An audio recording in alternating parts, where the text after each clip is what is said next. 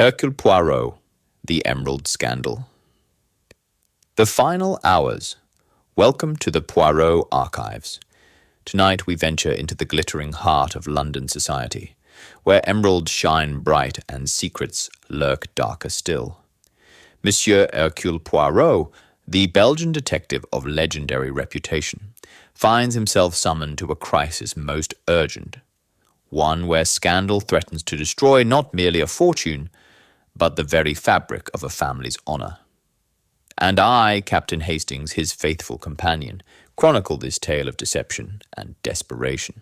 Join us for the Emerald Scandal, the final hours, a tale of betrayal, greed, and the masks we wear in polite society. Crafted in homage to the masterful Agatha Christie, whose genius we honor, though this mystery unfolds on our own terms. Before we begin, tell us in the comments, where are you joining us from tonight? Your presence illuminates our journey through these shadowed mysteries. Now, let the story unfold. Chapter 1. They Summons. The rain hammered against the windows of our flat at 14 Faraway Street that February evening, each gust of wind rattling the panes with increasing urgency. I sat by the fire, attempting to concentrate on the Times, but found my attention repeatedly drawn to my companion.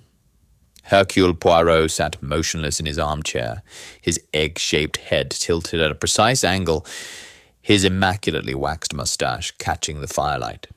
His fingers formed a steeple beneath his chin, a posture I had learned to recognize as deep contemplation. "You are restless, mon ami," he observed without opening his eyes. "Am I?" I shifted in my chair. "Perhaps it's the weather. Beastly evening." "Non, non. It is not the weather that disturbs you, but the absence of a puzzle for the little grey cells." His eyes opened, twinkling with amusement. "You missed the chase, Hastings. The pursuit of truth through the fog of deception." "Well," I admitted, "it has been rather quiet lately." "Patience, my friend. The world, it does not cease to provide mysteries simply because we grow." A sharp knock at the door interrupted him. Our housekeeper, Mrs. Pearson, appeared moments later, her face flushed with exertion. "Begging your pardon, Mr. Poirot, but there's a lady downstairs. She insists on seeing you immediately. Says it's a matter of life and death." Mrs. Pearson lowered her voice. "She's in quite a state, sir. Arrived in a motor car, no appointment, demanding entrance despite the hour."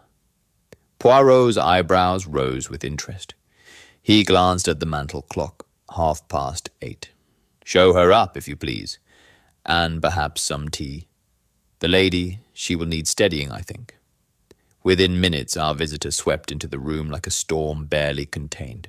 She was a woman of perhaps 45, elegantly dressed in a dark green visiting costume that spoke of considerable expense. Diamonds glittered at her throat, but it was her face that commanded equal attention. Pale, strained, with eyes that darted nervously about the room. "Monsieur Poirot." Her voice trembled despite her obvious effort at control. "Thank heaven you're here. I am Lady Constance Ashford. You must help me. You must." Her hands clutched a small beaded reticule so tightly her knuckles showed white. "Please, Lady Ashford, sit." Poirot gestured to the chair I had vacated, positioning himself opposite her with his characteristic precision. "Compose yourself. Tell Hercule Poirot what troubles you so greatly." She sank into the chair, and I noticed her gloves were slightly damp. Whether from rain or perspiration, I could not tell. "It's my daughter," she began, her voice breaking. "Vivienne, she's disappeared." "Disappeared?" I interjected. "When?" "This afternoon. She left the house at 2:00, saying she had an appointment at her dressmaker's in Bond Street. She never arrived, and now—" Lady Ashford's hand trembled as she reached into her reticule and withdrew an envelope. This came by messenger at 7 o'clock. Poirot took the envelope with his handkerchief, examining it before extracting the contents. His eyes scanned the single sheet of paper within, his expression growing grave. "Read it aloud, if you please, Hastings." I took the letter. The words were printed in block capitals, crude yet chilling. "We have your daughter. The Ashford emerald in exchange for her life. You have until midnight tomorrow. Await instructions. Tell no one or she dies, especially not the police." "Mon Dieu," Poirot murmured, "and yet you come to me, not to Scotland Yard." "The letter forbids it," Lady Ashford cried. "But I cannot, I will not sit idly by, while my daughter's life hangs in the balance." "You are discreet, Monsieur Poirot. Your reputation precedes you. They said not to involve the police, but they said nothing of you. This emerald they demand." Poirot said softly, "Tell me of it." Lady Ashford's expression grew complicated. Fear mixed with something else. Bitterness, perhaps. "The Ashford emerald. It's been in my husband's family for 6 generations. Came from India, they say. Taken during the company days. Magnificent stone. 32 carats, square cut, flawless. Worth—" She hesitated. "The insurers valued it at £50,000. I suppressed a gasp. An enormous sum. But it represents far more than mere monetary value," Poirot observed, his eyes never leaving her face. "It is a symbol, no, of family prestige, of lineage." "Yes." Her voice hardened. "My husband guards it obsessively. It's locked in his safe at the house. He would never part with it willingly. Never. And yet for his daughter's life." A flicker of something, doubt, crossed her features. I don't know. Gerald, he's traditional, stubborn. The emerald represents everything to him. The family name, our position in society." Poirot's fingers drummed lightly on the arm of his chair. "You have not told your husband of the kidnapping?" "No. He's at his club. He won't return until late. I came directly to you." "Interesting," Poirot murmured. "Most interesting. Lady Ashford, I must ask, your relationship with your daughter? It is good?" "Of course." The response came too quickly, too defensively. "Vivienne is we've had our difficulties, as mothers and daughters do. She's headstrong, modern in her thinking. But I love her desperately. And this dressmaker's appointment, it was arranged when? Yesterday evening. She mentioned it at dinner. Who else heard of this appointment?" Lady Ashford's brow furrowed. "Well, Gerald, naturally. And our son, Philip, our business partner, Mr. Thornfield, was dining with us. He often does. And the servants, of course. Why does this matter?" Poirot's moustache twitched. "Everything matters, madame. The devil, as they say, resides in the details. Now this Mr. Thornfield, he is a close associate of your husband." "Very close. He and Gerald are partners in Ashford and Thornfield Investments. They've built the firm together over 20 years. And your son, Philip, how old is he?" 28. He works at the firm as well. Gerald insists on it, though Philip—" She trailed off uncomfortably. "Yes," Poirot prompted gently. "Philip has his own interests. Art, literature. The world of finance bores him, I think. But Gerald demands he learn the business. Family tradition, you understand." "Ah, yes, tradition." Poirot rose smoothly to his feet, his hands clasped behind his back. "Lady Ashford, I will take your case, but you must understand the truth. It can be more painful than the lie. When Hercule Poirot investigates, all secrets, they come to light. Are you prepared for this?" She stood as well, her chin lifting with sudden determination. I want my daughter back, Monsieur Poirot, whatever it takes. Très bien. Then we begin immediately. Hastings and I will accompany you to your home. I wish to examine Mademoiselle Vivienne's room, to speak with your household, and—" his eyes gleamed, "I wish to meet this husband of yours when he returns from his club. For the little grey cells, they tell me that this case, it is not what it appears to be." "What do you mean?" Lady Ashford's voice rose in alarm. "Patience, madam. I mean only that kidnappers who send notes with such specific demands, who know of valuable family heirlooms, who time their crime with such precision, these are not common criminals. No.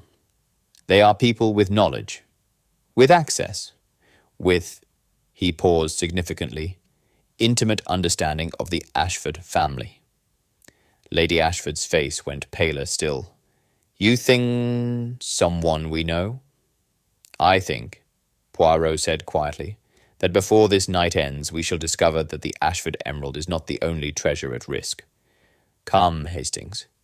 The game, it is afoot." As we descended to the waiting motor car, the rain continued its relentless assault on London streets. But I noticed Poirot's expression, alert, focused, alive with the anticipation of the hunt. Another puzzle for the little grey cells. Indeed. Chapter 2. The House on Berkeley Square. The Ashford residence stood on Berkeley Square, a testament to wealth and position. 4 stories of pale stone gleamed wetly in the gaslight, its windows ablaze with interior illumination. A uniformed footman admitted us, his face carefully neutral, despite the lateness of the hour. "The staff know nothing of Vivienne's disappearance," Lady Ashford whispered, as we entered the marble-floored entrance hall. "I've told no one. I couldn't bear their questions, their pity." "Most understandable," Poirot murmured, though his eyes swept the surroundings with keen interest. Crystal chandeliers, ancestral portraits, lining the walls, a grand staircase that curved upward with elegant authority. Money, yes, but old money. The kind that spoke not of vulgar display, but of generations of accumulated privilege. "Vivienne's room is on the 2nd floor," Lady Ashford said, leading us up the stairs. "Nothing has been disturbed since this afternoon." The room we entered was spacious and feminine, decorated in shades of rose and cream. A 4-poster bed dominated one wall, its coverlet smooth and undisturbed. A writing desk stood by the window, papers neatly arranged. A wardrobe door hung slightly ajar. Poirot's gaze moved methodically across the space. He approached the writing desk first, his gloved hands examining the papers with delicate precision. "Your daughter? She keeps a diary?" "I believe so. She's always been private about such things." "And yet I see no diary here." Poirot's fingers traced the outline of a rectangular space in the light dust on the desk surface. "Something was removed recently. Today, perhaps?" Lady Ashford's hand flew to her throat. I don't know. Could the kidnappers have taken it? Or Mademoiselle Vivienne herself before she left? Poirot moved to the wardrobe, examining its contents. "Tell me, what was your daughter wearing when she departed?" "Her blue walking costume, navy with cream trim, and her fox fur collar. It's quite cold today." Poirot nodded, surveying the array of expensive garments. "And jewelry. What did she wear?" "Her pearl earrings, I think. And her engagement ring, of course." I started. "Engagement ring? Lady Ashford, you didn't mention your daughter was engaged." A flush crept up her neck. "It's complicated. Gerald arranged it. Vivienne is engaged to Mr. Thornfield's nephew, Edgar Thornfield. A suitable match. Edgar will inherit his uncle's share of the firm eventually. The wedding is planned for June. Arranged, Poirot repeated softly. On Mademoiselle Vivienne, she was agreeable to this arrangement. The silence stretched uncomfortably. Finally, Lady Ashford spoke, her voice strained. She understood her duty. A girl in her position must make a practical choice. Edgar is handsome, well-connected, financially secure. What more could she want? What indeed? Poirot's tone remained neutral, but his eyes gleamed. This Edgar Thornfield, where is he? Tonight? I'm not certain. At his rooms in Mayfair, I suppose. Monsieur Poirot, surely you don't suspect Edgar. He adores Vivienne. I suspect everyone, madam, until I can eliminate them with certainty. It is the only way. He moved to the window, peering out at the rain-soaked square below. From this window, one has a clear view of the street. Tell me, who would notice if Mademoiselle Vivienne left the house this afternoon? The footman would have opened the door. Williams, most likely. He's on duty during the day. And yet you said the staff knows nothing. Did you not inquire whether Williams saw your daughter depart? Lady Ashford wrung her hands. I was so distressed by the note. I didn't think to... We shall speak with him. But first... Poirot knelt suddenly, examining the carpet beneath the desk. His fingers brushed against something, and he held up a small scrap of paper. Observe, Hastings. I peered at the fragment, part of a torn letter, the handwriting elegant but hurried. Cannot continue this deception. Meet me at the usual place. We must... The rest was torn away. Lady Ashford, Poirot said quietly, do you recognize this handwriting? She studied it, her face growing paler. That's Vivienne's writing. And the usual place. What place might this be? I have no idea. Monsieur Poirot, what are you suggesting? Before he could answer, voices erupted from downstairs. A man's voice, imperious and angry, cut through the house like a knife. Constance, where the devil are you? What's the meaning of this motor car outside? Who's here at this ungodly hour? Lady Ashford's expression crumbled. Gerald, he's home early. She moved toward the door, but Poirot's hand on her arm stopped her. Wait, when we go down, you will introduce us as, what shall we say? Distant cousins, old family friends. But why not tell him the truth? Because, madame, I wish to observe your husband's reaction when he learns of his daughter's disappearance. The truth, it reveals itself in the unguarded moment. Come. We descended to find a tall, broad-shouldered man of perhaps 50 standing in the entrance hall, his evening clothes impeccable despite the weather. His face was florid with anger, or perhaps drink, and his eyes snapped with irritation. Gerald, Lady Ashford said, her voice trembling, these are friends, Monsieur Poirot and Captain Hastings. They've come to, at this hour. Gerald Ashford's gaze swept over us, with barely concealed disdain. What business could possibly require a social call at 9 o'clock on a Thursday evening? Poirot bowed slightly. Forgive the intrusion, Monsieur Ashford. I am a detective, consulted by your wife on a matter of some delicacy. Detective? Ashford's face darkened. Constance, what nonsense is this? What matter? Gerald, Lady Ashford's courage faltered. It's Vivienne. She's gone missing. The effect was immediate and dramatic. Ashford's face went from red to white in an instant. Missing? What do you mean, missing? She left this afternoon for the dressmaker's and never arrived. And then this came. Lady Ashford produced the ransom note with shaking hands. Ashford snatched it, his eyes scanning the words. When he looked up, his expression had transformed entirely. No longer anger, but something harder. Calculation. The emerald, he said flatly. They want the emerald.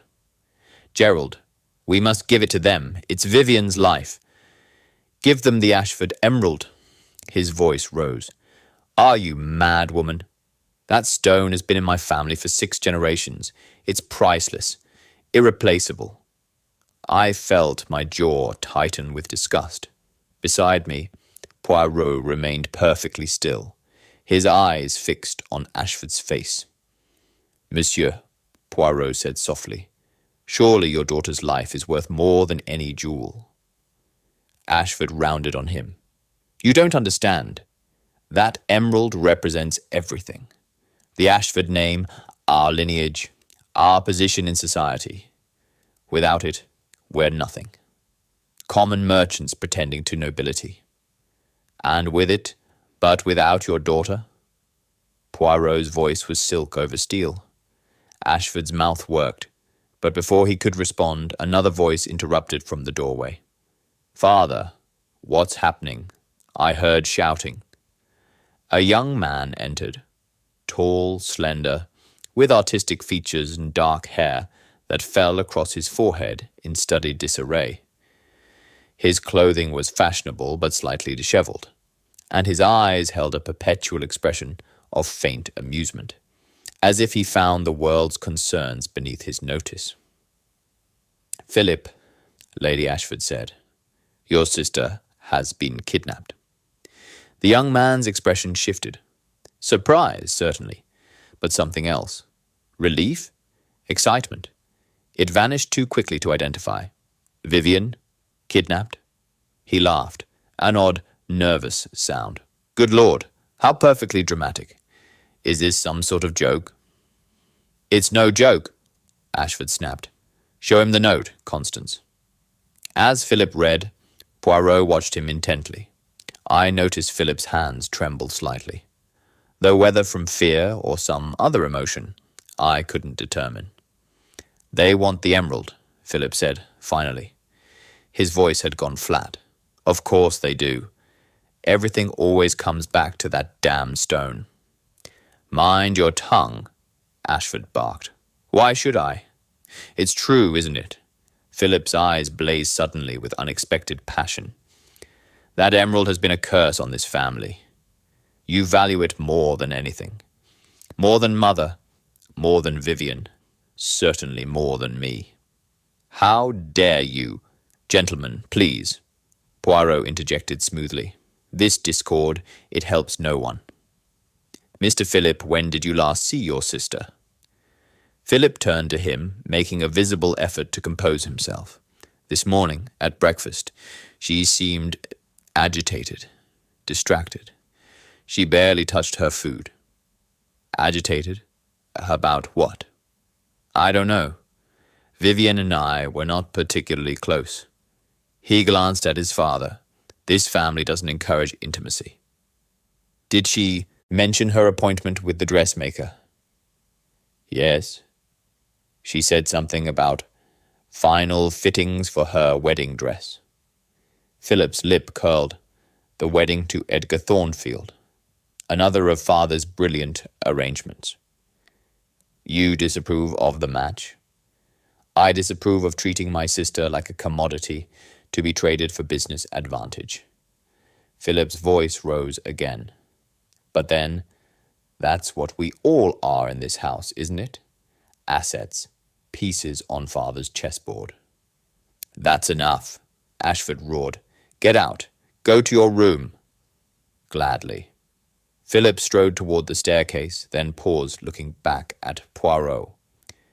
If you want to find Vivienne, Monsieur Poirot, you should ask Father who benefits from her disappearance. And from that bloody emerald. The answer might surprise you. He vanished up the stairs, leaving a ringing silence in his wake. Poirot's moustache twitched thoughtfully. Most illuminating.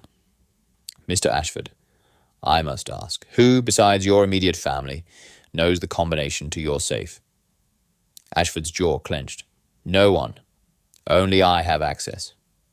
Not your business partner, Mr. Thornfield. Certainly not. And yet he dines here frequently, Lady Ashford told me. He would know of the emerald's existence, its value. Everyone in society knows of the Ashford emerald, Ashford snapped. What's your point? My point, monsieur, is that this kidnapping was executed with precision. The kidnappers knew your daughter's schedule. They knew of the emerald. They gave you exactly 28 hours to comply. Enough time to panic, not enough to plan. This speaks of intimate knowledge. Ashford's face worked with barely suppressed rage. Are you suggesting someone in this household? I suggest nothing. I observe, and what I observe is most curious. Poirot's eyes gleamed. Tell me, Mr. Ashford, if you value the emerald so highly, how will you choose? The stone or your daughter's life? The silence stretched like a taut wire. Finally, Ashford spoke, his voice hard as granite. I'll not be dictated to by criminals. The emerald stays in my safe. If they harm Vivian, they'll answer to the law. Lady Ashford gasped. Gerald, no. You can't mean... I mean exactly what I say. This family has survived for 6 generations because we don't bow to threats. I'll not be the one to break that tradition. Poirot studied him for a long moment, then bowed slightly. I see. Then Hercule Poirot will find another solution. Your daughter, Mr. Ashford, will be returned safely, but not, I think, in the manner you expect. Come, Hastings. We have much work to do before midnight tomorrow. As we stepped out into the rain-soaked night, I turned to my companion. Good Lord, Poirot, that man would let his own daughter die rather than surrender a jewel. Yes, Poirot murmured. But the question remains, mon ami. Does he believe his daughter is truly in danger? Or does he know something we do not? His eyes glinted in the gaslight. The little grey cells. They whispered that this emerald scandal is not what it appears. Not at all. Chapter 3. The Web of Lies. The following morning dawned grey and cheerless. Poirot had insisted we return to our flat the previous evening, despite Lady Ashford's protestations. The night, it brings counsel, he had said, enigmatically. Tomorrow we shall see things more clearly. Now at 10:30, we sat in the morning room of the Ashford residence once more. Lady Ashford had arranged for us to interview the household staff, though her husband had departed for his office in the city at his usual early hour, leaving strict instructions that he was not to be disturbed. Obstinate fool, I muttered as the butler, a dignified man named Henderson, entered with tea. Perhaps, Poirot said softly, or perhaps a man caught in a trap of his own making. We shall see. Ah, Henderson, thank you. Please sit. I have questions. The butler settled into a chair with the cautious dignity of a man unaccustomed to such informality. His face remained professionally neutral, but I detected a flicker of concern in his eyes. Henderson, you have served the Ashford family for how long? 18 years, sir, since Mr. Ashford first purchased this house. Then you know the family well. Tell me of Miss Vivian. What manner of young lady is she? Henderson hesitated, choosing his words carefully. Miss Vivian is spirited, sir, strong-willed, not unlike her father in that regard, though she would perhaps not appreciate the comparison. And her relationship with her father? Strained, I would say. Mr. Ashford has, particular expectations. Miss Vivian does not always share his vision for her future. The engagement to Mr. Edgar Thornfield, for instance. The butler's expression flickered. I would not presume to comment on family matters, sir. Come, Henderson. A young lady has vanished.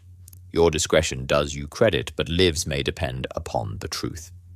Did Miss Vivian wish to marry Mr. Edgar? A long pause. Then, I believe Miss Vivian felt duty-bound to accept the arrangement. Whether her heart was engaged is another matter entirely. Poirot leaned forward. You were saying she loved another? I am saying nothing of the sort, sir. I merely observed that the young lady seemed conflicted, particularly in recent weeks. Since when, precisely? Henderson's brow furrowed in thought. Perhaps a month ago.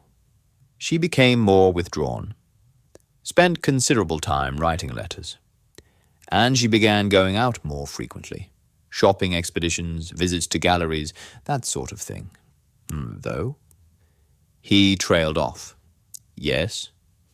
I may be speaking out of turn, sir, but Williams, the footman, mentioned to me that on several occasions Miss Vivian's destination seemed uncertain. She would say she was going to Bond Street, but return from the opposite direction. Small things, you understand. Easily explained. Or, Poirot said quietly, explained not so easily. This Williams, he attended Miss Vivian when she departed yesterday afternoon. He did, sir. Then we must speak with him. And Henderson, one more question. The Ashford emerald. It is kept in Mr. Ashford's study, yes? In the safe. That is correct, sir. Who has access to that study when Mr. Ashford is absent? Mrs. Ashford, naturally.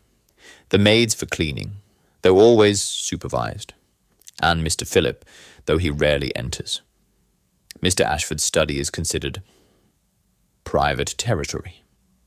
And Mr. Thornfield, the business partner. Henderson's expression grew carefully blank. Mr. Thornfield visits frequently for business discussions. He and Mr. Ashford often retire to the study after dinner. Would Mr. Thornfield know the location of the safe? I could not say for certain, sir, but a gentleman of observation. He left the implication hanging. Poirot nodded slowly. Thank you, Henderson. Your assistance is invaluable. Please send Williams to us. The footman who appeared moments later was young, perhaps 25, with an honest, open face that spoke of country origins rather than London sophistication. He stood nervously, cap in hand. Williams, Poirot began gently. You opened the door for Miss Vivienne yesterday afternoon when she departed for her dressmaker's appointment. Yes, sir. At 2:00, just as she said. She was wearing her blue walking costume and fox collar. How did she seem? Nervous, excited. Williams considered this. Now you mention it, sir. She did seem eager-like. Not nervous exactly. More like someone anticipating something pleasant. She was smiling, which isn't... He stopped abruptly. Which isn't her usual manner, Poirot prompted. I wouldn't say that, sir. Miss Vivian is always courteous, but lately she seemed troubled. Yesterday, though, she seemed almost happy. Did she carry anything? A bag? A parcel? Her reticule, sir, and a small valise. Said it was for the dress fittings, to carry her things. Poirot's eyebrows rose fractionally. A valise? How large? Not large, sir. One of those overnight cases. Leather, with brass fittings. And you thought nothing unusual about this? Williams shifted uncomfortably. Well, sir, it did seem odd, but it's not my place to question Miss Vivian's arrangements. Most correct. Did anyone else see her depart? Any of the other staff? I don't think so, sir. Most were busy with their duties. Oh, but there was a motor car waiting at the corner. I noticed it because it seemed to arrive just as Miss Vivienne came down. A hired motor car? Or private? Private, I'd say, sir. A dark blue Daimler. Quite expensive looking. Did you see the driver? Not clearly, sir. They were some distance away. and with the weather being so grey. Poirot nodded thoughtfully.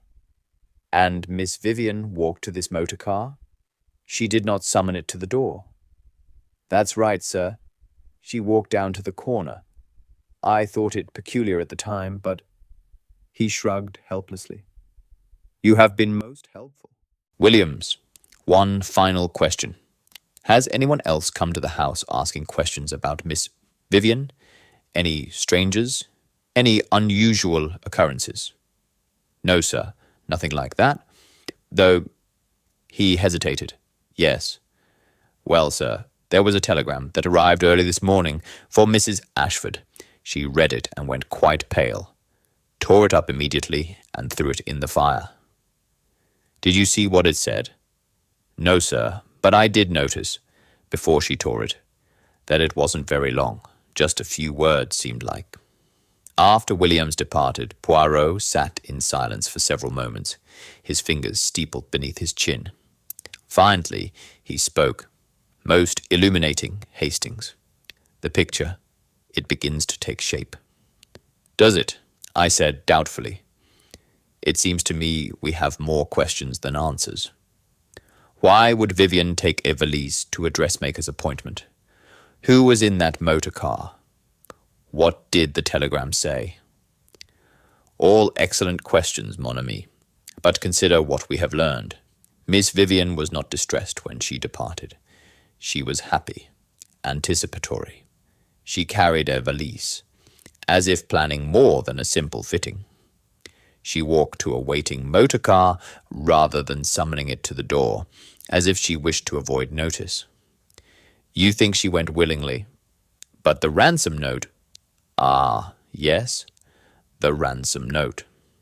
Poirot's eyes gleamed, printed in block capitals, demanding the emerald. But consider, Hastings, who benefits from this kidnapping? Well, the kidnappers, obviously. They get £50,000 worth of emerald. But do they? Mr. Ashford has already refused to surrender the stone. A rational kidnapper, learning this, would either harm the victim to prove their seriousness, or negotiate. Yet we have heard nothing since the first note. Why this silence? Before I could respond, Lady Ashford entered, her face drawn with sleeplessness and worry. She clutched a folded newspaper in her hands. Monsieur Poirot, have you seen this morning's Chronicle? Her voice trembled. The society page. She handed him the paper, pointing to a small item. Engagement announcement. Miss Vivian Ashford and Mr. Edgar Thornfield. Wedding planned for June at St. George's, Hanover Square. The Ashford family will host a celebration gala this Saturday evening to honor the happy couple. This gala, Poirot said quietly. It is genuine?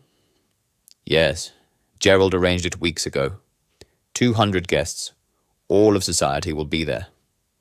She sank into a chair, her composure finally cracking. How can I possibly face them? How can I smile and pretend while Vivienne is... Her voice broke. Lady Ashford, Poirot said gently, this telegram that arrived this morning. What did it say? She looked up sharply, her face going pale. How did you... Please, the truth now is essential. Her hands twisted in her lap. It said, she is safe. Do not pay the ransom. All will be revealed. That was all. No signature. And you did not think to share this with me? I didn't know what to make of it. Is it from the kidnappers? Is it some cruel joke? I was going to tell you, but you feared what it might mean. Poirot finished softly. Because you have suspected from the beginning, have you not? That your daughter's disappearance is not what it appears. Lady Ashford's eyes filled with tears. I don't know what to think. Vivian has been so unhappy. The engagement, the wedding plans, she went along with everything. But I could see it was breaking her heart. And lately, I've wondered. She couldn't continue. Whether she might have orchestrated this herself, Poirot said, to escape the marriage, to escape the life her father planned for her. The silence that followed confirmed everything. "But the emerald," I protested. "Why demand the emerald?" "An excellent question, Hastings. One that suggests Miss Vivian, if this is indeed her doing, is not working alone. Someone with knowledge of the family. Someone with a grudge against Mr. Ashford. Someone who sees an opportunity to acquire a priceless gem while appearing to commit a kidnapping." "But who?" "That," Poirot said, rising to his feet, "is what we must discover, Lady Ashford. I require your assistance. This gala tomorrow evening. We will attend. You will introduce us as, let us say, old family friends from Belgium. And you will invite several specific individuals to speak with me privately." "Who?" "Mr. Thornfield, the business partner, Mr. Edgar Thornfield, the unwanted fiancé, and," he paused significantly, "your son, Philip. For I believe young Mr. Philip knows considerably more than he has revealed. The little grey cells, they sense deception, but also loyalty.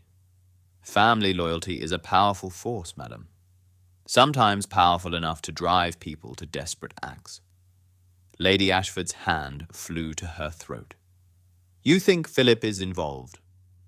"I think," Poirot said carefully, "that Saturday's gala will reveal many truths. Until then, we must be patient. Your daughter sent that telegram, I am certain.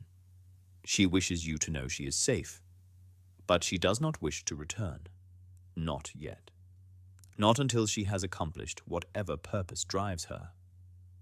But the midnight deadline will come and go without incident, I suspect. This is not truly a kidnapping, madame. It is an escape. And somewhere in London, your daughter is hiding, planning, scheming, preparing for a revelation that will shake your family to its foundations." He moved to the window, gazing out at the grey morning. "The question is not where she is, but why. What secret is worth such an elaborate deception? What truth must be protected or exposed?" His reflection in the glass showed a small, satisfied smile. 40 hours until the gala, Hastings. Time enough for the little grey cells to unravel this most curious scandal. Chapter 4. The investigation deepens. Friday morning found us in the elegant surroundings of the Belmont Club, a gentleman's establishment on Pall Mall where privilege and discretion were understood to be synonymous. Poirot had requested an interview with Mr. Arthur Thornfield, and the business partner had suggested this neutral ground rather than his office. We waited in a private sitting room overlooking the street. Poirot examined the space with his characteristic thoroughness. The mahogany paneling, the leather chairs worn smooth by decades of use, the discreet servants who moved like ghosts through the corridors. "The heart of English power, mon ami," he murmured, "where fortunes are made and reputations destroyed over brandy and cigars. Observe how the walls, they hold secrets." Thornfield arrived precisely on time. A man of perhaps 55, silver-haired and distinguished, with the polished manner of one accustomed to moving in elevated circles. His suit was Savile Row, his cufflinks discreet gold, his handshake firm without being aggressive. "Monsieur Poirot, Captain Hastings, Lady Ashford mentioned you were investigating Vivian's situation." He settled into a chair with practiced ease. "A terrible business. Quite terrible. How may I assist? You have known the Ashford family for many years, I understand." 22 years. Gerald and I founded our investment firm together. We've weathered every storm the markets could throw at us. He smiled, though it didn't reach his eyes. "We're more than business partners. We're friends. Or so I thought. Poirot's head tilted. You thought. Thornfield's expression darkened. Gerald has been difficult lately. Secretive. There have been decisions made without consulting me. Investments I only discovered after the fact. It's most irregular. Our partnership agreement stipulates joint decisions on all major transactions. When did this change in behavior begin? Perhaps 3 months ago, around the time he began pushing for the engagement between Vivian and my nephew, Edgar. I was delighted, naturally. Edgar's a fine young man, and uniting our families through marriage seemed the perfect cementing of our partnership. He paused, his fingers drumming on the chair arm. But Gerald's motives, I've come to realize, may have been more complex than simple affection. Explain, if you please. Thornfield leaned forward, his voice dropping. The firm has been experiencing certain difficulties. Nothing catastrophic, you understand, but the markets have been volatile. Some investments haven't performed as projected. Gerald became obsessed with the need for capital influx, fresh investment. He spoke repeatedly of needing to secure the family's future. And the emerald? Poirot asked softly. This would provide such capital, no? Thornfield's eyes widened. The Ashford emerald. Good God, no. Gerald would never sell that stone. It's practically sacred to him, the symbol of everything his family represents. Perhaps not sell, but use as collateral. The silence that followed was telling. Thornfield's face went pale. You think? No, he wouldn't. The risk would be... He stopped, realization dawning. Unless he was desperate. Unless the firm's situation is worse than he's let me believe. You are a partner, Mr. Thornfield. Do you not have access to all financial records? In theory, yes. In practice, Gerald handles certain accounts personally. Family money, he calls it. Kept separate from the firm's main operations. I've never questioned it. Never had reason to. His jaw tightened. Until now. Poirot watched him carefully. And what would you discover? I wonder if you examined those accounts now. I intend to do precisely that. This afternoon, after Gerald leaves the office, I'll review every ledger, every transaction. Thornfield's expression hardened. If he's been conducting business without my knowledge, using the firm's reputation for personal gain, you would be most unhappy. Poirot finished. Now tell me of your nephew, Mr. Edgar Thornfield. He is devoted to Miss Vivian. The older man's face softened slightly.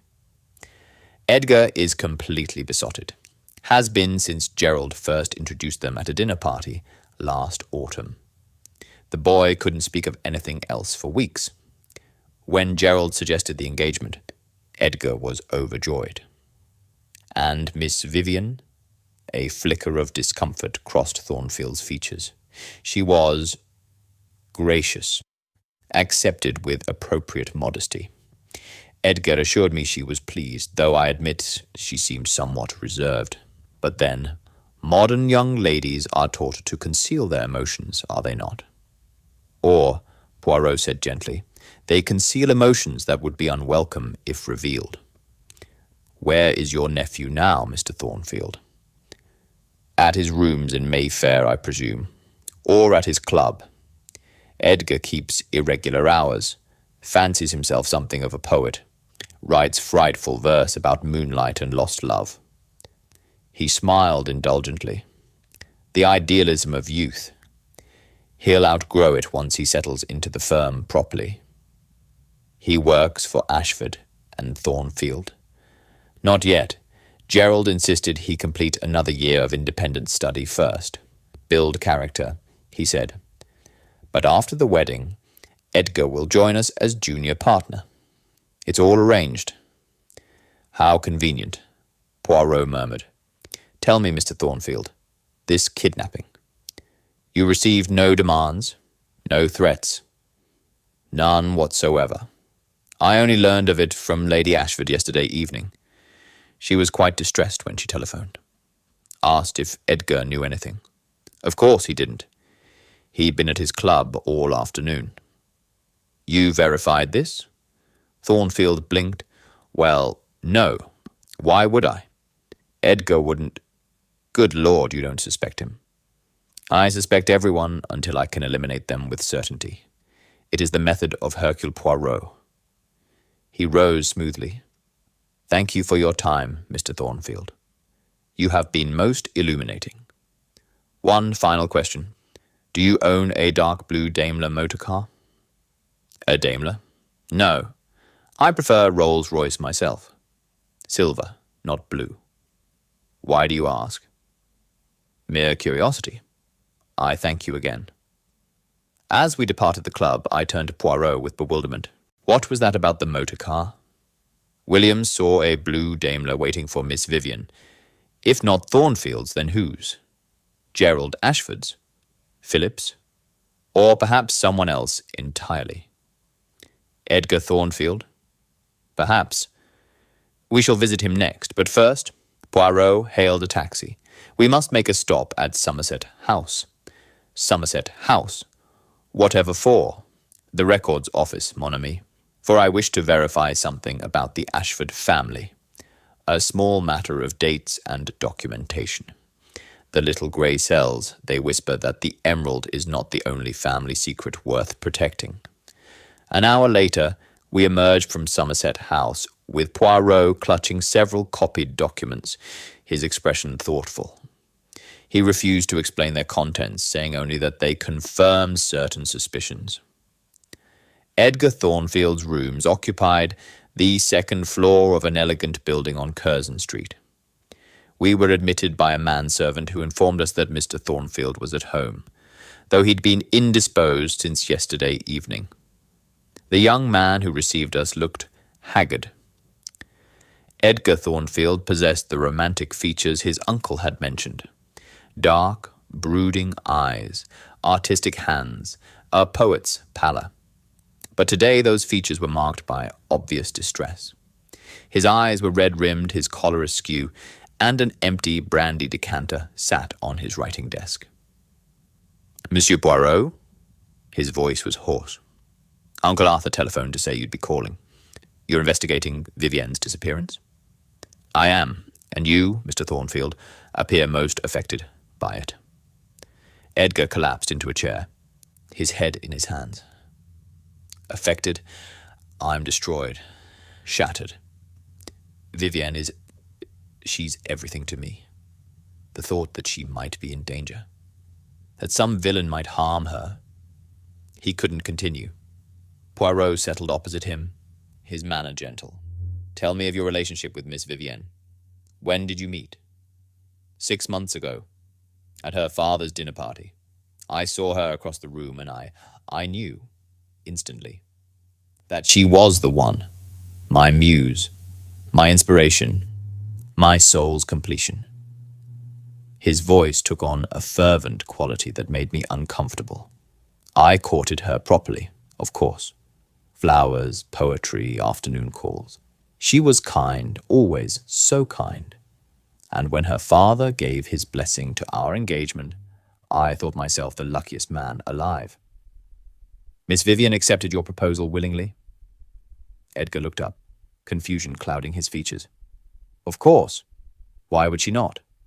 We were perfectly matched. I loved her. Love her more than life itself. And she? Did she love you? The question hung in the air. Edgar's face worked with emotion. She was fond of me. I'm certain of it. She accepted my attentions. She wore my ring. The wedding was planned. That's love, isn't it? Is it? Poirot's tone remained carefully neutral. Or is it duty? Obligation? Fear of disappointing one's family? No! Edgar sprang to his feet, his hands clenching. Vivian loved me. She must have. I gave her everything, Devotion, poetry, my entire heart laid bare. How could she not love me in return? And yet, Poirot said quietly, she has vanished. On the eve of a gala celebrating your engagement. This does not strike you as curious? Edgar's face crumpled. You think she ran away from me? He sank back into the chair, his voice dropping to a whisper. I've been torturing myself with that thought since I heard. What if she didn't want to marry me? What if I was so blinded by my own feelings that I never saw her reluctance? Where were you yesterday afternoon, Mr. Thornfield? Between 2 and 4 o'clock? Here, in my rooms, writing. He gestured vaguely at the scattered papers on his desk. A poem for Vivian about eternal devotion, and he laughed bitterly. How pathetic it seems now, writing verse while she was disappearing. Can anyone verify you were here? My manservant, I suppose. Though he was out for much of the afternoon, running errands, I specifically asked not to be disturbed while I worked. Poirot nodded slowly. Do you own a motor car, Mr. Thornfield? A motor car? No. I can't afford such luxuries on my allowance. I hire taxis when needed. Why? A minor detail. Tell me, did Miss Vivian ever speak to you of her family? Her feelings about her father? Her brother Philip? Edgar frowned. Rarely. She was private about such things. I sensed tension, particularly with her father. And Philip. She mentioned him occasionally. Said he understood her in ways others didn't. They shared a love of art, literature, things of beauty rather than commerce. They were close then, I suppose, though I confess I was jealous even of that connection. I wanted to be everything to her, her only confidant, her sole companion. His voice broke again.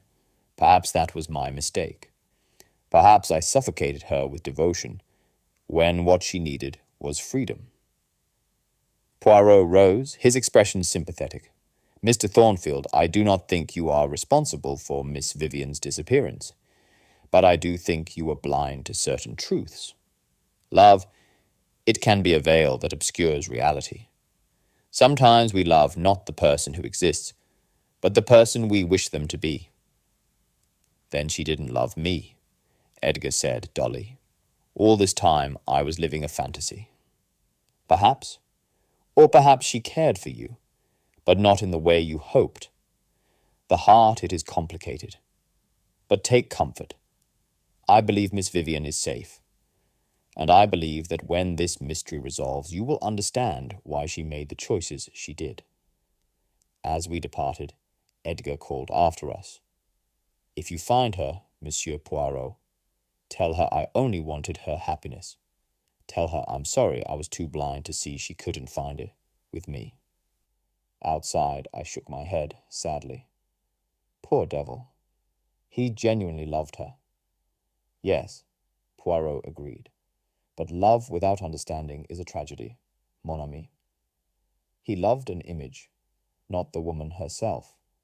And Miss Vivienne, she could not bear to live imprisoned by another's dreams. You sound certain she orchestrated this. I am certain of many things now. The motor car, for instance. Not Thornfield's, not Edgar's. So whose? His eyes gleamed. And those documents from Somerset House.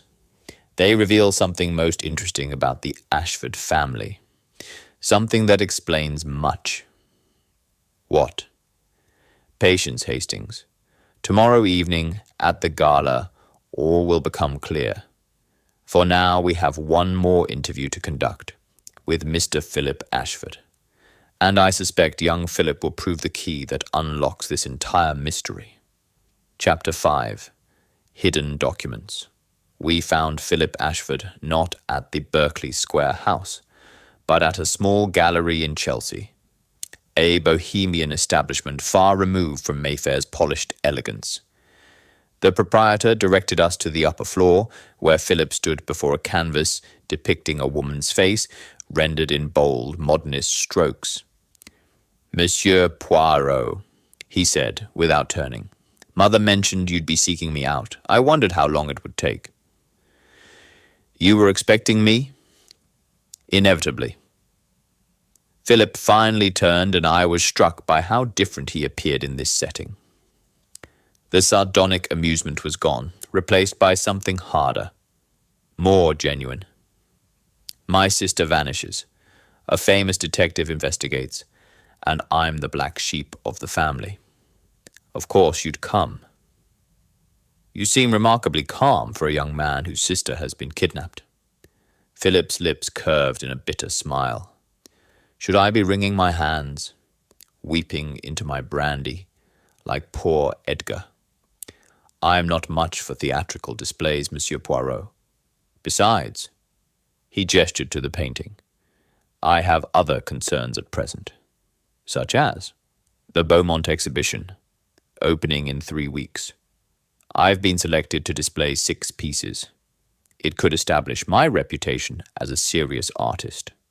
Free me from dependence on father's suffocating generosity. He moved closer to the canvas. Though I suppose none of that matters if Vivienne is truly in danger. Poirot's eyes narrowed.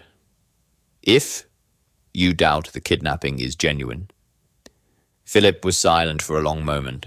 When he spoke, his voice was careful. I know my sister, Monsieur Poirot. Vivienne is clever, resourceful, and utterly desperate to escape the cage father has built for her. If she found a way out, even a dramatic, scandalous way, I wouldn't be surprised. You believe she staged this herself? I believe, Philip said slowly, that my sister has been planning something for weeks. She's been different, secretive, excited almost, like someone preparing for a great adventure. He turned to face Poirot directly. And I believe you've already reached the same conclusion. Perhaps, tell me, Mr. Philip, where were you yesterday afternoon? Here, working on my submissions. The proprietor, Mr. Carstairs, can confirm it. I was here from noon until nearly 7 o'clock. Anyone else see you during those hours? Several patrons, artists, Mr. Carstairs' assistant. Philip's eyes held a challenge. Would you like their names? That will not be necessary. Yet. Poirot paused. Do you own a motor car? Philip laughed, a sharp, humorless sound. On my allowance? Father doles out barely enough to cover my studio rent. He believes financial pressure will force me back to the firm, back to the life he's planned. A motor car is far beyond my means. And yet you could borrow one, or hire one for a specific purpose. I could, but I didn't. Philip's expression grew serious. Monsieur Poirot, let me be frank. I love my sister. If she's in genuine danger, I'll do everything in my power to help her. But if she's finally taking control of her own life, finally escaping father's tyranny and that absurd marriage to Edgar, then I won't betray her, even to you. Loyal, Poirot murmured. Most commendable. But tell me this. If Miss Vivienne planned an escape, would she not need assistance? Money? Transportation? Someone to help arrange her disappearance? Philip's jaw tightened. If she did, she didn't ask me. Though I would have helped without hesitation. Because you understand what it is to live under your father's control. Because I understand what it is to suffocate. Philip's voice grew passionate. Father has a vision for how his children should live. Philip will join the firm, marry respectably, produce heirs to carry on the Ashford name. Vivienne will marry strategically, cement business alliances, be an ornament to society. Our own desires, our own dreams, they're irrelevant. We're pieces on his chessboard, nothing more. And the emerald? It represents this control, The emerald represents everything father values above his own children. Legacy, prestige, the illusion of nobility purchased with colonial plunder. Philip's eyes flashed. Do you know how he acquired it? His grandfather was an officer in the East India Company. Acquired it from some Indian prince whose name father doesn't even remember. Blood money transformed into a family heirloom. You despise it. I despise what it represents, and I despise that father would sacrifice his daughter's happiness to preserve it. Philip moved to the window, gazing out at the grey London afternoon. If someone demanded that stone in exchange for Vivian's life, father would calculate which was more valuable to his precious legacy. That's the kind of man he is. Poirot joined him at the window. And your mother? She loves her daughter. Mother loves us both, in her way, but she's been father's creature for so long, I'm not sure she remembers how to act independently. She'll wring her hands and weep, but ultimately she'll defer to his judgment. That's how our family operates. You paint a bleak picture. I paint an honest one. Philip turned to face Poirot. Now let me ask you something. These questions about motor cars, about alibis, you're not really investigating a kidnapping, are you? You're trying to determine who helped Vivienne escape. Poirot's mustache twitched, and if that were true, then I'd tell you to look elsewhere. Not at me, not at Vivienne's friends or confidants. Look at the people who had something to gain from her disappearance. Look at the business dealings father has been hiding. Look at the debts he's accumulated trying to maintain the illusion of wealth. Philip's voice dropped. Look at why he suddenly needed Vivienne married to his business partner's nephew. Why this engagement was so urgent, so carefully arranged.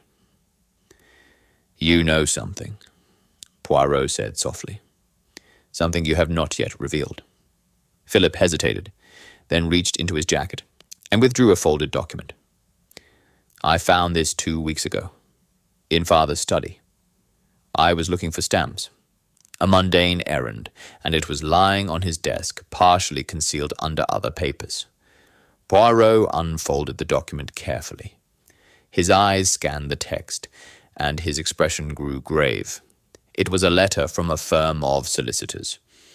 Dear Mr. Ashford, further to our recent consultation, we must advise that the loans secured against your share of Ashford and Thornfield investments have reached a critical threshold. Your creditors are becoming impatient, and without immediate capital influx, they may be forced to call in their debts.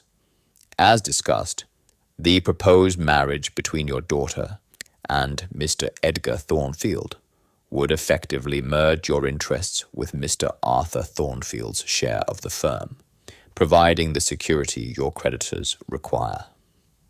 However, should this arrangement fail to materialize, we strongly recommend alternative measures, including the potential liquidation of personal assets. We await your instructions. Yours faithfully, Pemberton and Sons Solicitors. Mon Dieu, Poirot breathed. So the marriage was not merely strategic, it was essential.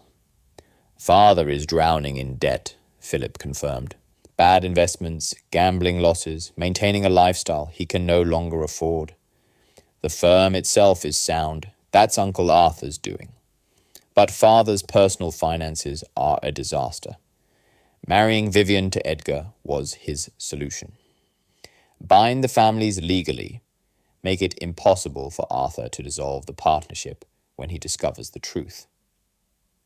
And the emerald? Already pledged as collateral, I suspect, to several different creditors, knowing father. He's been playing a dangerous game, using the same stone to secure multiple loans. If anyone demands he produce it, if it must be authenticated or formally transferred, the house of cards collapses. Poirot folded the letter carefully. This explains much, but it also creates a puzzle. If your father cannot afford to lose the emerald, why would kidnappers demand it? Unless the kidnappers know it's worthless to him, Philip finished. Unless they know he's trapped. Unless the entire scheme is designed not to acquire the emerald, but to expose father's fraud. Precisely. Poirot's eyes gleamed with satisfaction. And who would benefit from such exposure? Arthur Thornfield, obviously. If he discovers father's been pledging firm assets without authorization, he could dissolve the partnership, sue for damages. Father would be ruined. Yet Mr. Thornfield seemed genuinely unaware of the situation when we spoke this morning. Then someone else. Philip's brow furrowed. Someone who knows the family's secrets. Someone with access to information and opportunity to... He stopped abruptly. Good God! You don't think Vivienne knows about the debts? I think, Poirot said carefully, that your sister is a most intelligent young lady, and that she has been observing her family with clear eyes for some time. Tell me, Mr. Philip, has Miss Vivienne ever mentioned a young man, someone other than Mr. Edgar Thornfield? Philip's expression shuttered. Why would you ask that? Because young ladies who carry overnight valises to dressmakers' appointments, who meet motor cars at street corners rather than their own doorsteps, who tear up their diaries before disappearing. Such young ladies are not acting alone. There is someone she trusts, someone she loves, perhaps. The silence stretched between them. Finally, Philip spoke, his voice barely above a whisper. There was someone. I don't know his name, but Vivienne mentioned him once, about 2 months ago. We were walking in Hyde Park, one of our rare moments alone. She was agitated, conflicted. She said she'd met someone who understood her, who saw her as more than just an Ashford. Someone who treated her like a person, not a pawn. And she said she was trapped. That father would never accept him. He wasn't wealthy enough, connected enough. That her only options were to marry Edgar and live a lie, or... He stopped. Or disappear. Start over somewhere new, somewhere father's reach couldn't extend. Philip met Poirot's gaze steadily. I told her I'd help her if she decided to run. I gave her what money I could spare. I promised I wouldn't betray her confidence. Yet you tell me this now, because you've already worked it out, and because... His voice caught. Because what if I'm wrong? What if this isn't Vivienne taking control of her life? What if she truly is in danger, and my silence costs her everything? Poirot placed a hand on the young man's shoulder. Your sister is safe, Mr. Philip. Of this, I am certain. But she has set in motion events that will have consequences she may not have fully anticipated. Tomorrow evening's gala, you will attend? I'm expected to, though the thought of celebrating Vivienne's engagement while she's missing seems obscene. Nevertheless, you will attend, and you will say nothing of what you have told me. For tomorrow evening, the truth will emerge. All truths. About your father's debts, about the emerald, about Miss Vivienne's whereabouts, and about the real reason someone demanded that stone.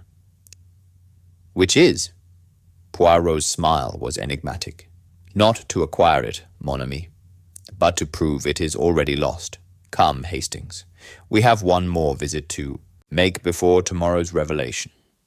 As we departed the gallery, I turned to my companion. Where to now? To a jeweler's, Hastings, one who specialized in authentication and appraisal. For I wish to confirm what the little grey cells already suspect, that the Ashford emerald, like Mr. Gerald Ashford's fortune, is not quite what it appears to be. Chapter 6. The vigil Saturday evening arrived with the inevitability of fate. The Ashford residence blazed with light, its windows revealing glimpses of London society in full splendor. Motor cars arrived in steady procession, depositing gentlemen in evening dress and ladies glittering with jewels. To the casual observer, it was a celebration. The engagement of Miss Vivian Ashford to Mr. Edgar Thornfield, uniting two prominent families. Only a handful knew the truth, that the guest of honor was absent, that a ransom deadline had passed without resolution, that beneath the champagne and orchestral music, secrets festered like wounds. Poirot and I had arrived early at Lady Ashford's request. We found her in her private sitting room, pale but composed, her emerald silk gown a cruel irony, given the circumstances. "The guests believe Vivian is indisposed," she said, her voice carefully controlled. "A sudden fever. They have accepted the explanation with appropriate sympathy. But, Monsieur Poirot, how long can we maintain this charade?" "Not long, madame. Tonight all will be resolved. But I must ask, your husband. He knows I will be speaking to certain guests privately." "He knows. He's furious about it.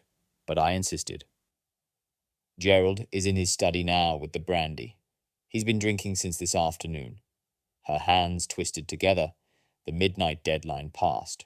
No word from the kidnappers. No further demands. He's convinced She couldn't finish. "They have done nothing to your daughter, madam. She is perfectly safe." "How can you be certain?"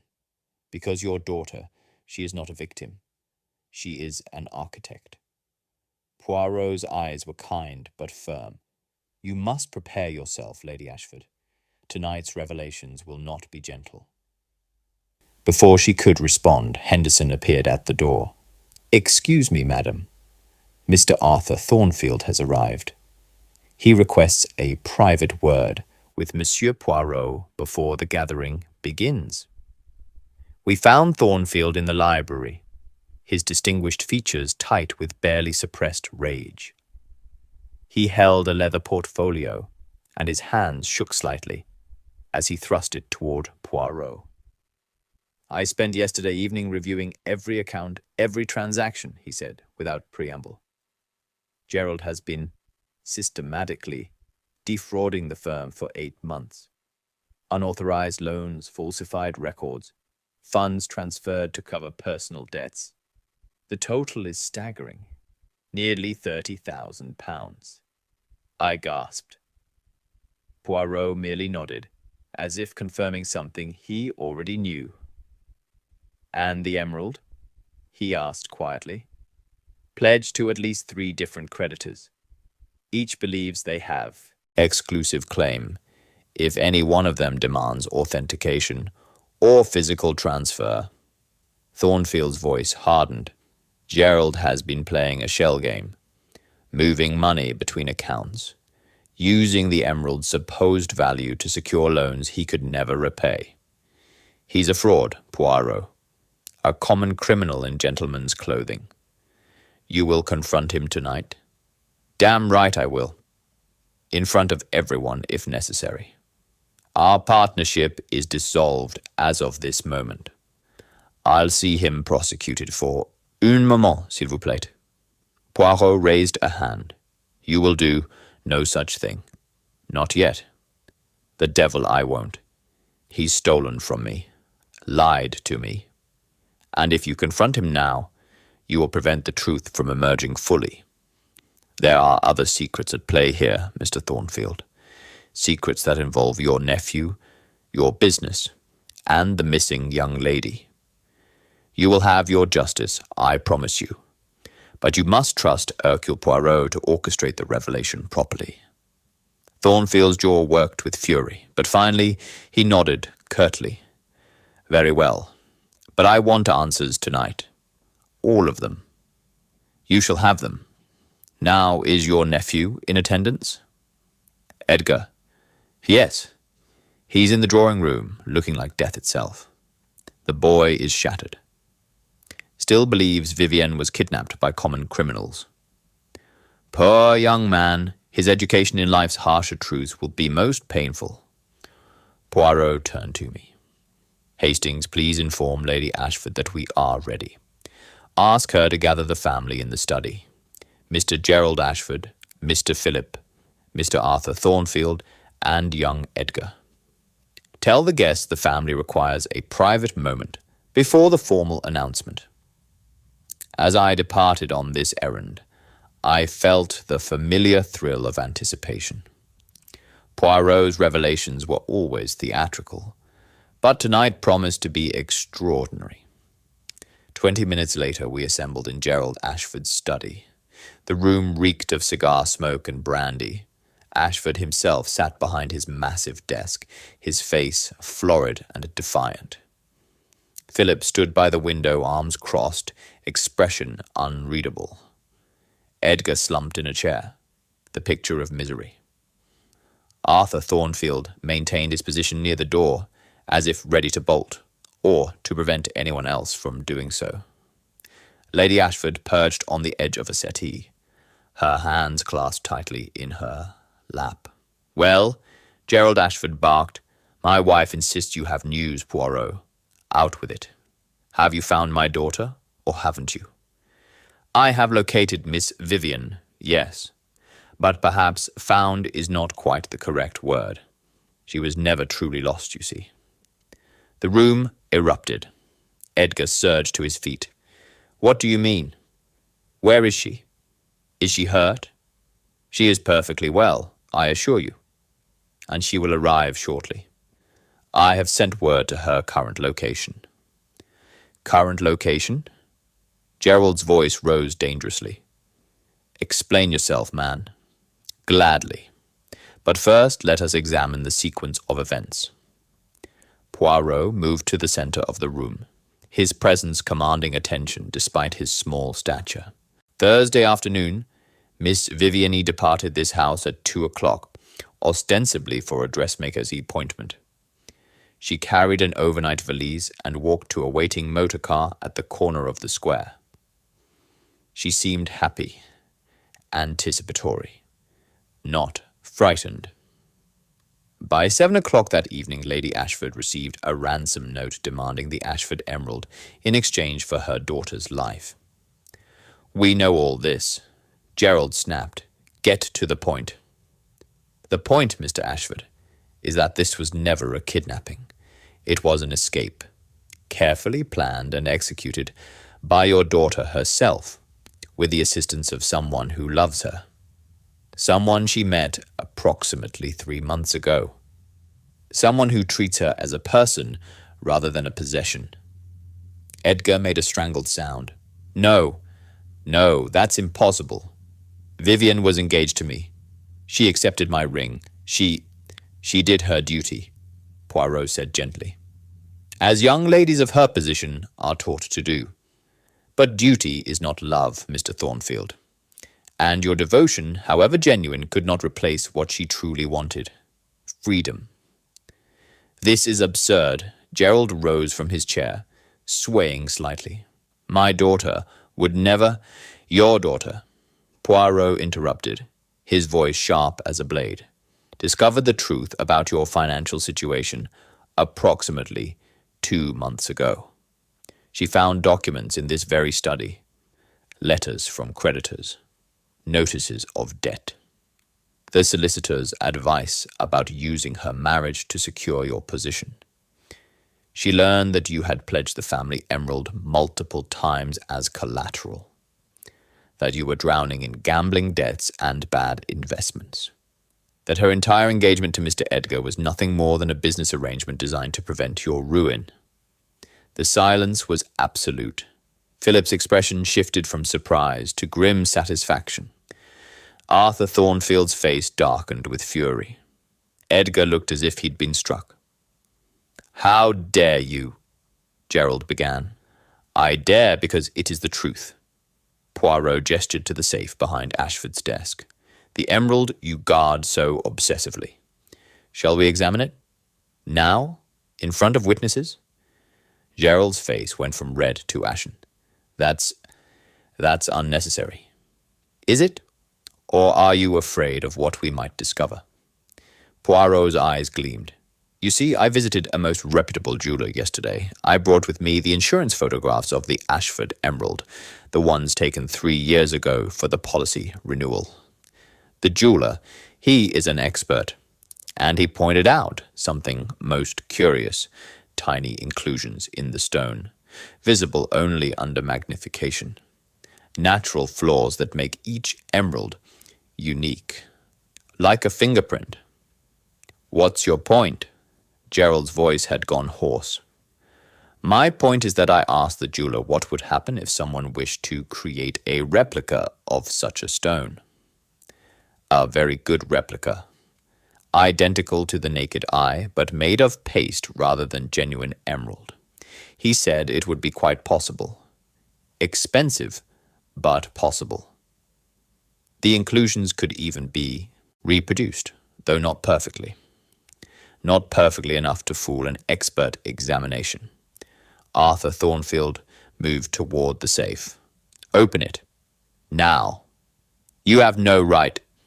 "I have every right. As your partner, as your victim, as someone you've been defrauding for months." Thornfield's composure shattered. "Open the safe, Gerald, or I'll have it broken open." Gerald's resistance collapsed. With shaking hands, he produced a key and opened the wall safe.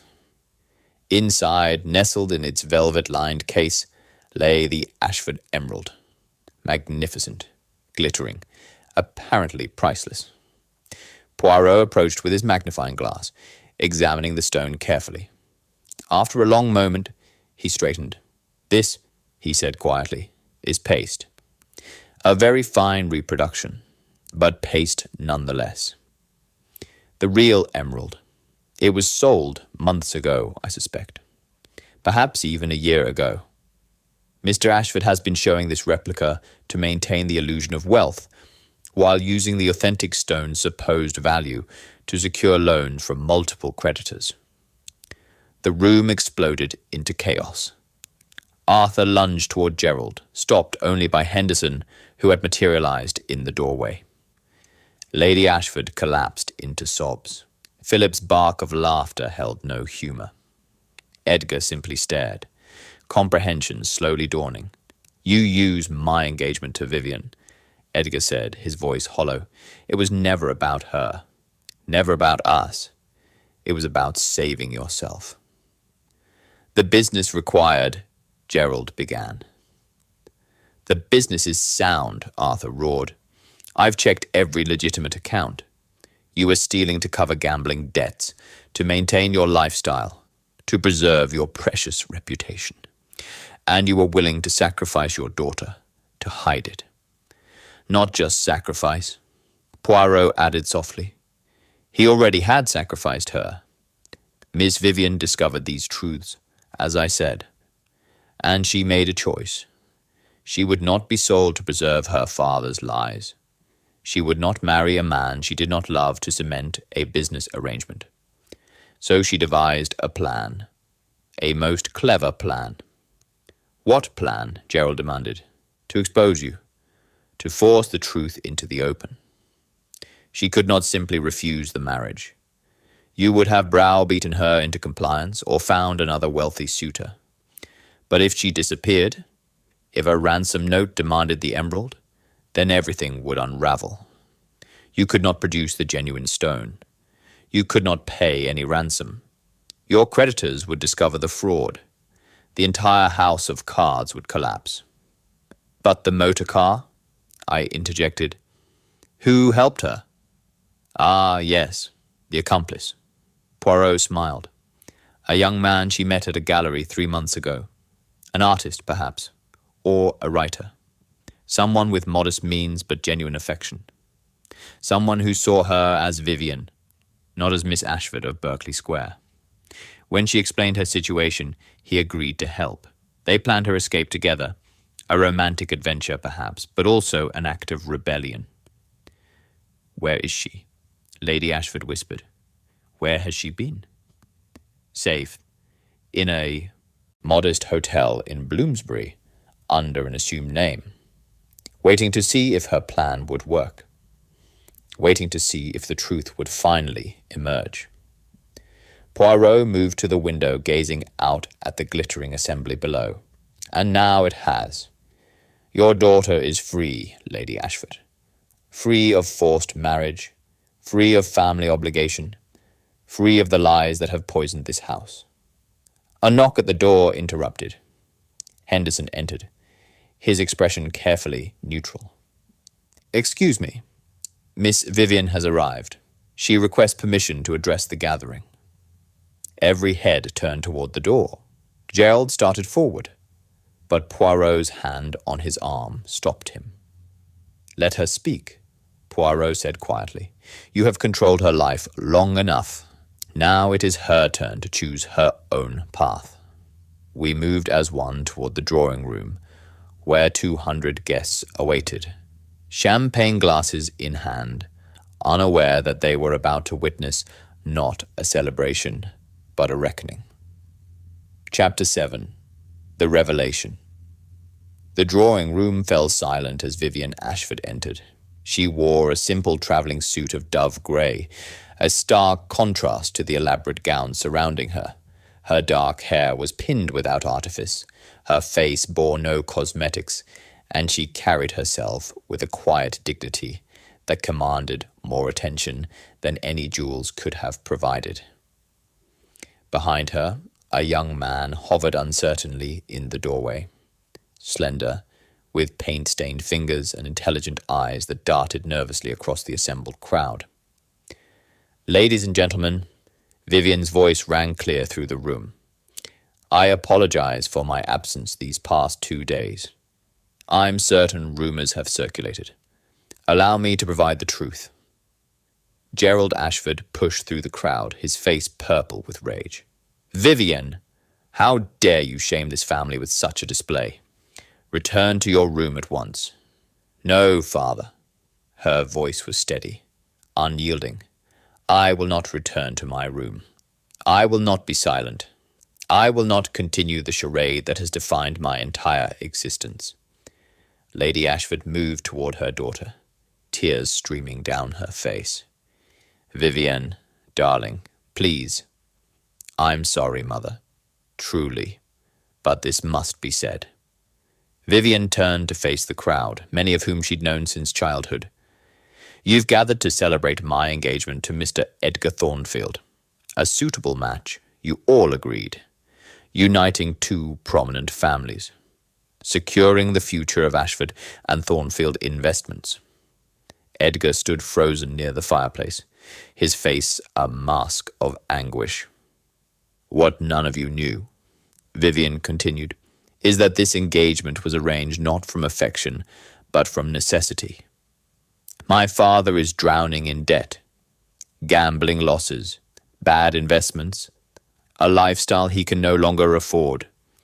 He needed to bind our family to the Thornfields legally, to prevent his business partner from discovering the extent of his fraud. Gasps rippled through the crowd.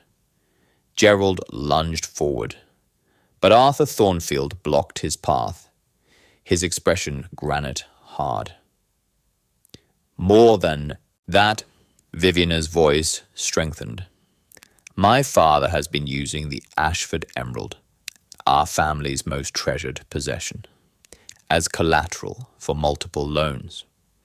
He's pledged the same stone to 3 different creditors, knowing he could never repay them, and the emerald in his safe. She paused, letting the moment stretch. It's a fake, a paste replica. He sold the genuine stone months ago to cover his debts and has been perpetuating an elaborate fraud ever since. The room erupted. Voices rose in shock, disbelief, scandal. Gerald's protests were drowned in the cacophony. Arthur Thornfield's face blazed with vindicated fury. Society matrons whispered behind fans, their eyes gleaming with the relish of witnessing a spectacular fall from grace. Vivienne raised her hand, and somehow, impossibly, the room quieted. "I discovered these truths 2 months ago," she said, "quite by accident. I found letters in my father's study, creditors demanding payment, solicitors advising the marriage as a solution. I realized then that my entire engagement was a business transaction, that Edgar's devotion, however genuine, was being exploited by my father for his own ends, that I was nothing more than an asset to be liquidated." Edgar made a choking sound. Vivienne turned to him, her expression softening with genuine regret. "Edgar, I'm truly sorry. You deserved honesty, not deception. But I couldn't tell you the truth without destroying your relationship with your uncle, without implicating you in my father's schemes. You're a good man, a kind man, but I don't love you. I never loved you, and I couldn't live a lie to save my father's reputation." "Then why agree to the engagement?" Edgar's voice broke. "Why not simply refuse?" "Because my father would never have accepted refusal. He would have coerced me, manipulated me, found another wealthy suitor to serve his purposes. The only way to escape was to vanish, to create a crisis that would force all his secrets into the open." Poirot stepped forward, his voice cutting through the murmurs. "And so, mademoiselle, you devised your plan. You met someone, a young man who saw you as a person, not a pawn. Together you arranged your disappearance. You left carrying an overnight valise, walked to a waiting motor car, and vanished to a modest hotel where your father's reach could not extend." Vivienne nodded, glancing at the young man in the doorway. "This is Thomas Hartley, an artist. We met at the Beaumont Gallery 3 months ago. He's a friend of Philip's. We spoke of art, literature, philosophy, things that mattered, things beyond money and status and family legacy. When I explained my situation, he offered to help, not because he had anything to gain, but because he believed I deserved freedom." Thomas Hartley stepped forward, his nervousness evident but his voice firm. "I love Vivienne, not her name, not her fortune, which I now understand is largely imaginary, but her mind, her spirit, her courage. When she asked for my help, I didn't hesitate." "You staged a kidnapping," Arthur Thornfield said slowly, understanding dawning. "The ransom note demanding the emerald. It was designed to expose Gerald's fraud. If he paid the ransom, the fake would be discovered. If he refused, his callousness would be revealed. Either way, the truth would emerge." "Precisely," Vivienne confirmed. "Though I'll admit I underestimated how far father would go to protect his lies. I genuinely believed that when faced with my supposed kidnapping, he would choose me over the stone, that he would reveal the truth himself rather than risk my life." "But he didn't," Philip said, his voice hard. "He called your bluff, or would have if Poirot hadn't intervened." Gerald finally found his voice, though it emerged as a strangled rasp. "You ungrateful, selfish girl. I gave you everything. A home, education, position in society. And this is how you repay me? By destroying our family's reputation? By refusing to be sacrificed for your mistakes?"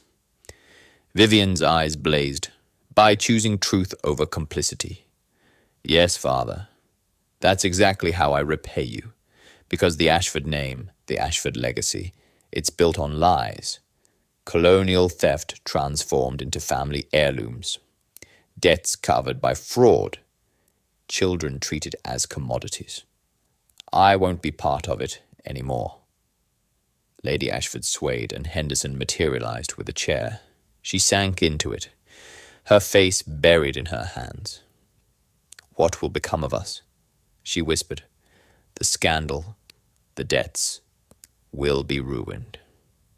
"You are already ruined, madame," Poirot said gently. "The question is whether you will face that ruin with honesty or continue living in deception." Arthur Thornfield stepped forward, his voice cold and formal. "Gerald Ashford, our partnership is dissolved effective immediately. I will be filing suit for fraud, embezzlement, and breach of fiduciary duty.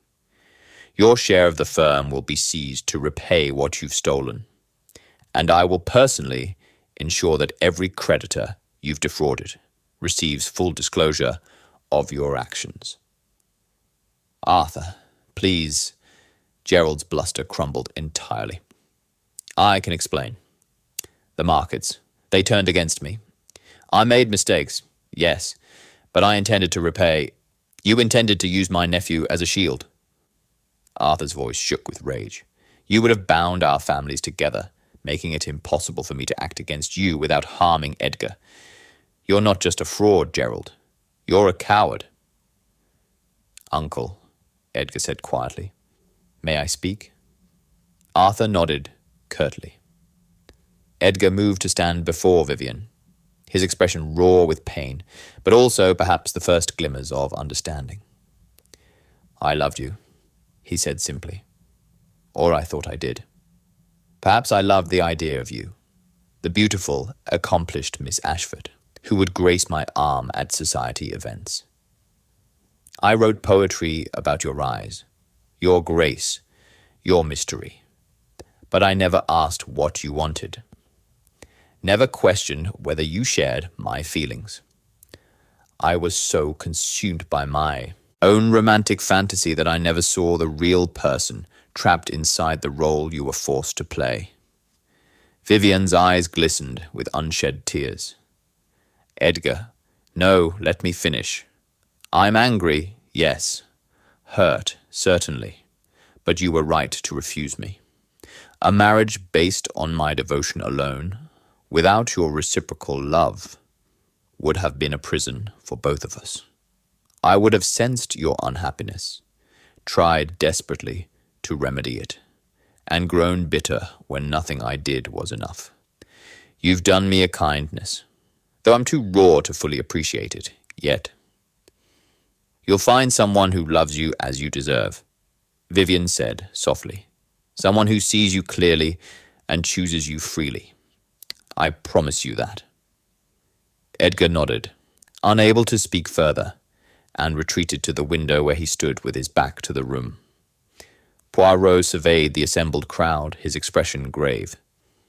"Mesdames et messieurs, what you have witnessed tonight is not merely a broken engagement or a family scandal.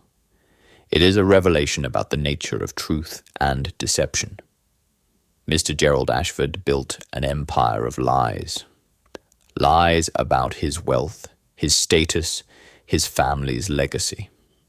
He used the emerald as a symbol of everything he wished to be, rather than accepting what he was. And when those lies threatened to collapse, he was willing to sacrifice his own daughter to preserve them." He turned to Gerald, who slumped in his chair like a puppet with severed strings. "You believed the emerald represented your family's worth, that without it, you were nothing. But you had something far more valuable. A daughter of intelligence and courage, a son of artistic talent, a wife of loyalty. These you squandered in pursuit of an illusion. The emerald, monsieur, was not your treasure. It was your curse." "Philosophizing won't pay my creditors," Gerald muttered bitterly. "No, but perhaps honesty will begin to repair what lies have destroyed." Poirot's gaze swept across the room. "As for the rest of you, you came tonight expecting a celebration of tradition, of propriety, of society's careful arrangements. Instead, you have witnessed the cost of those arrangements when they prioritize reputation over humanity. Let it serve as a cautionary tale. Philip moved to stand beside his sister, his hand finding hers. "Vivian and I are leaving," he announced. "Neither of us can remain in this house under father's roof, complicit in his deceits. I have my art. She has her courage. And Thomas has offered us both hospitality until we can establish ourselves independently." "Philip, no," Lady Ashford rose from her chair. "You can't abandon your family." "Mother, it's not abandonment. It's survival." Philip's voice held both firmness and sorrow. "You're welcome to join us, both you and father, if he's willing to face the consequences of his actions with honesty. But we won't remain here, pretending everything is fine while the foundations crumble." Lady Ashford looked between her husband, hunched and broken in his chair, and her children, standing together, united in defiance. The choice was written clearly on her face: loyalty to a failed marriage or support for her children's freedom. "I'll need time," she said finally, "to think, to understand what's happened, to decide what comes next." "Take all the time you need," Vivian said gently. "But know that we love you, Mother. We always have. That's why we couldn't continue living the lie." Arthur Thornfield moved toward the door, his business with the Ashfords clearly concluded. But he paused beside Poirot, his voice low. "You knew all of this from the beginning, didn't you? The fraud, the fake emerald, the staged kidnapping. The little grey cells, they pieced it together gradually," Poirot admitted. "But knowing is not the same as proving. And proof required that all parties arrive at the truth simultaneously, in a moment where denial was impossible. Quite the orchestration. Justice, monsieur, sometimes requires theatre, but it always requires truth." Poirot's eyes gleamed. "And now the truth is known. What happens next? That is for you all to decide."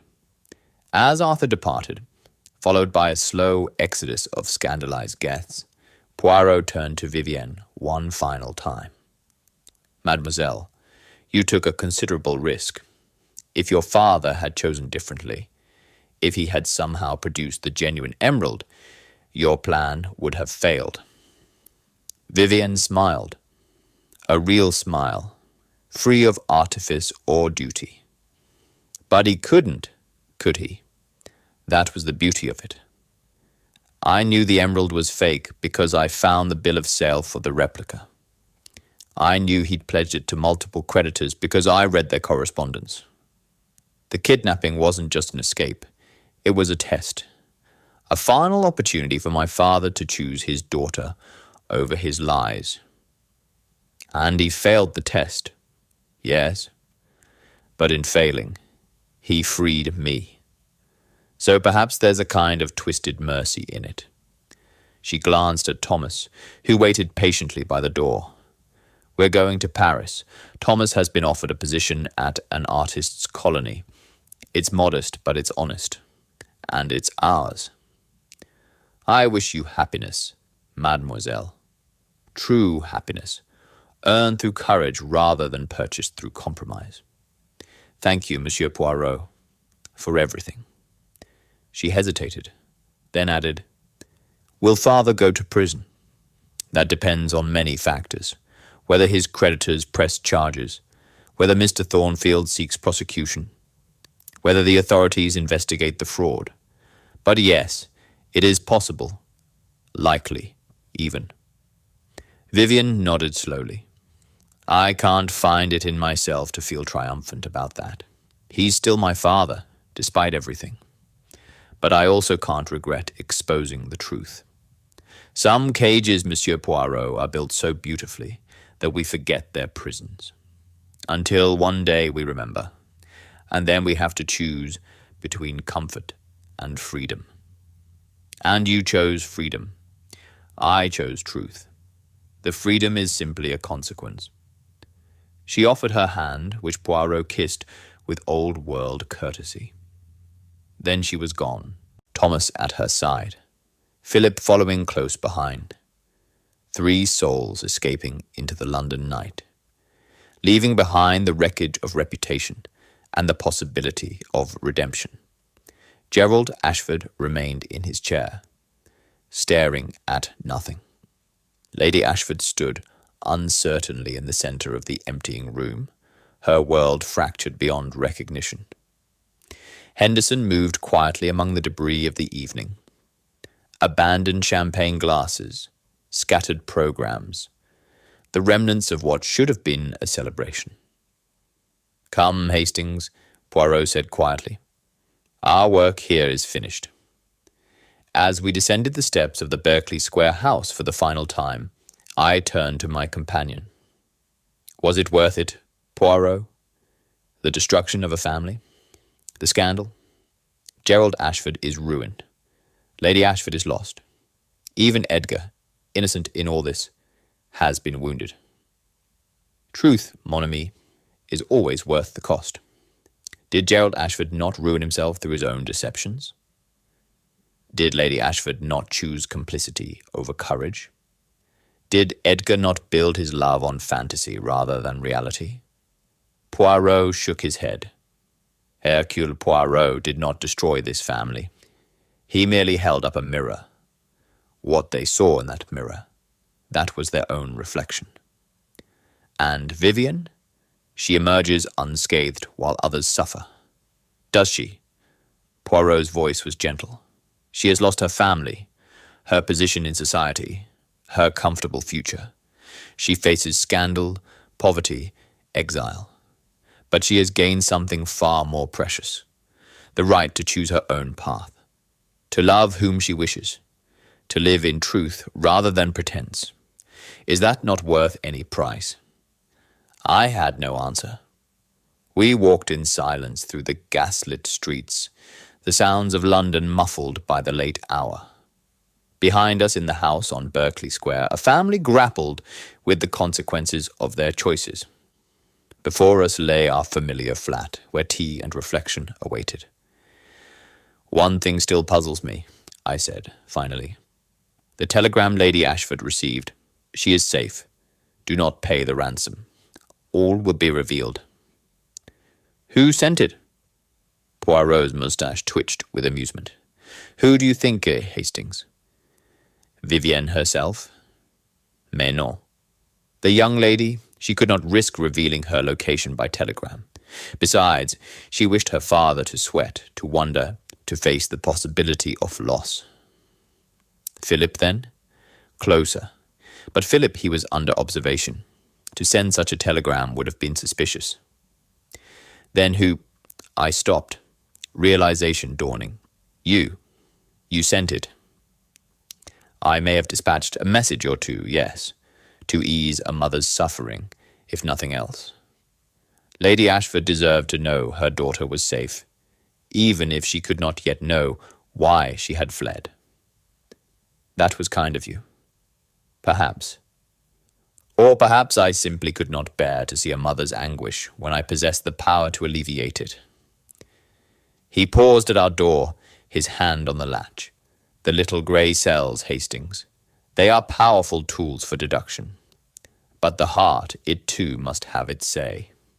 Justice without mercy is merely revenge. And Hercule Poirot, he seeks always for the balance." We climbed the stairs to our flat in companionable silence. Behind us, London continued its eternal rhythm, lives intersecting, secrets emerging, truth and lies locked in their endless dance.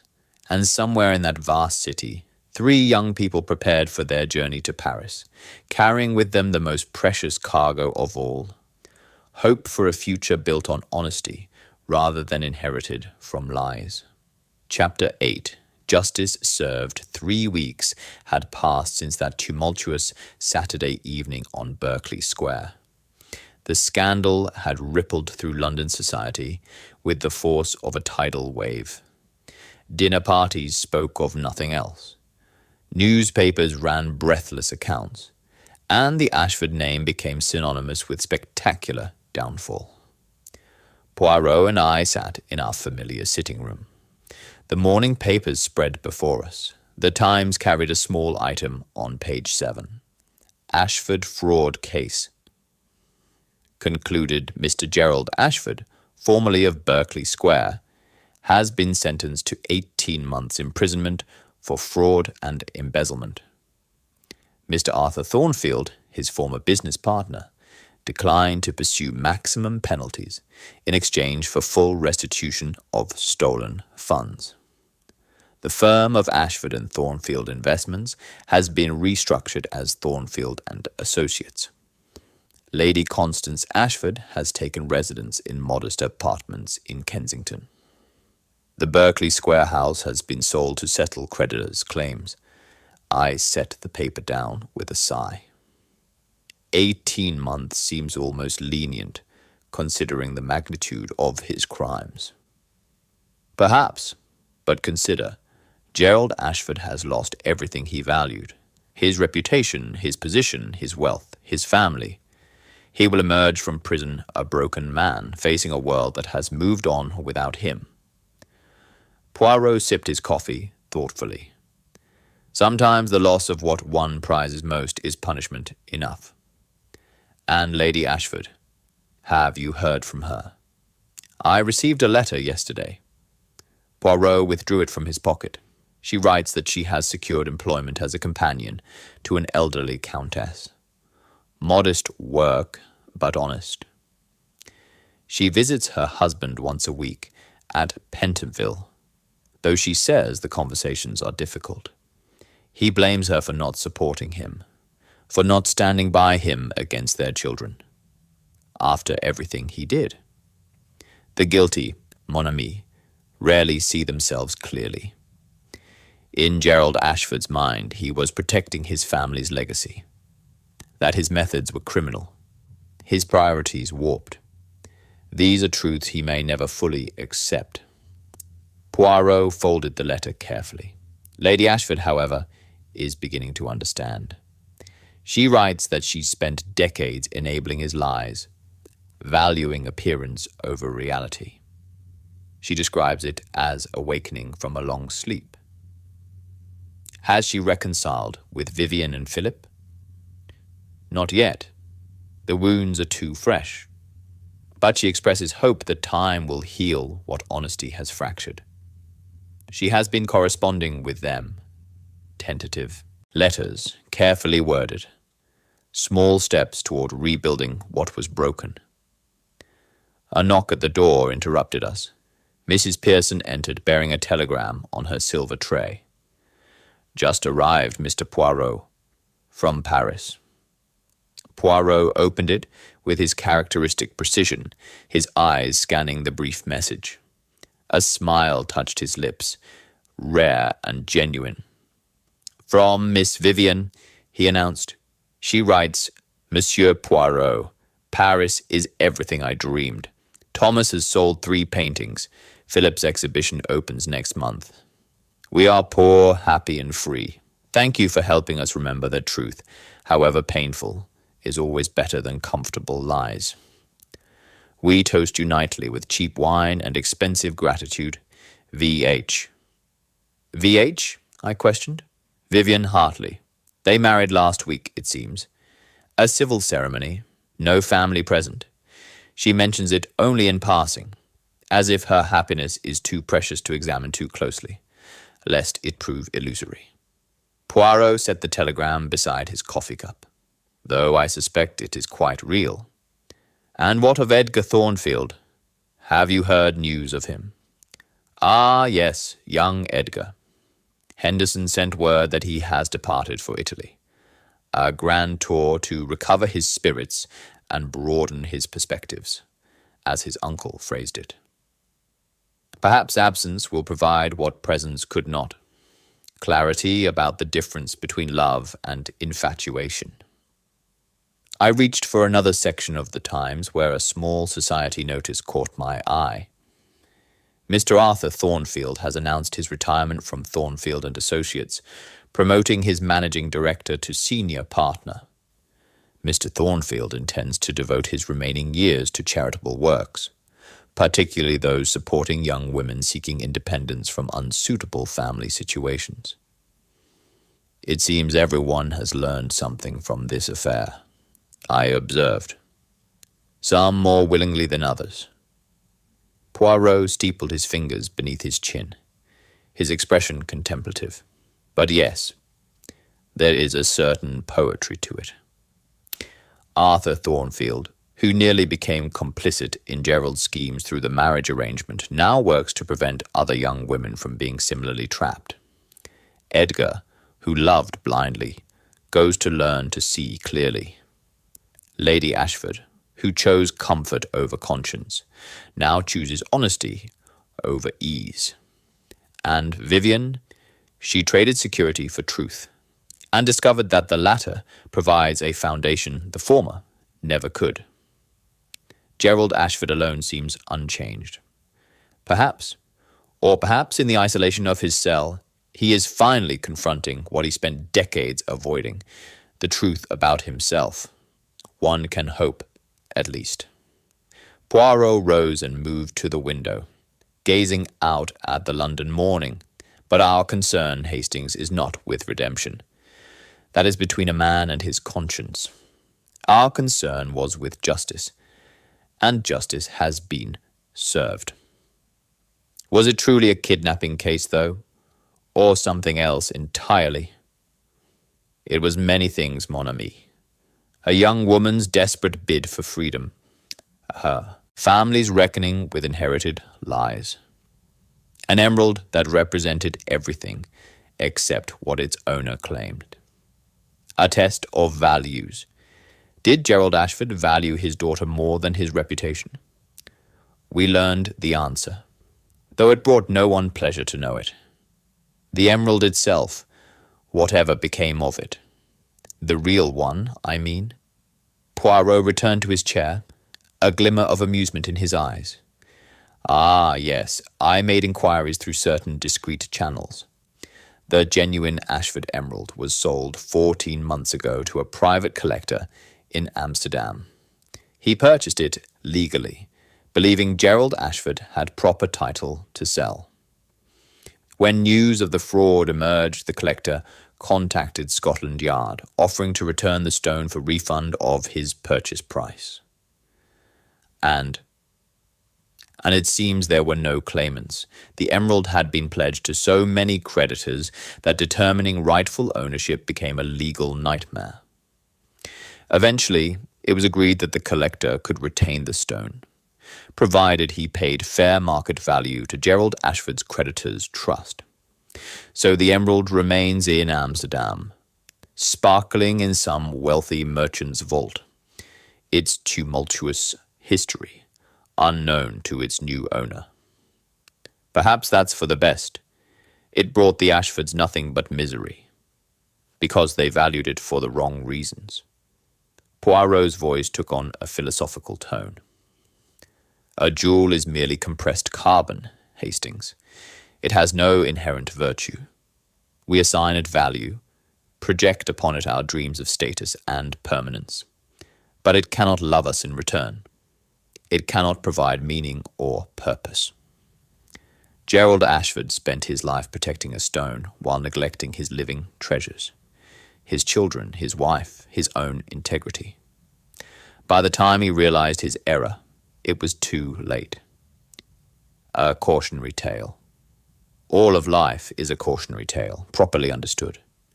We are given choices each day between honesty and deception, between love and control, between what is real and what merely appears so. The Ashford family made their choices. Some chose well, others poorly.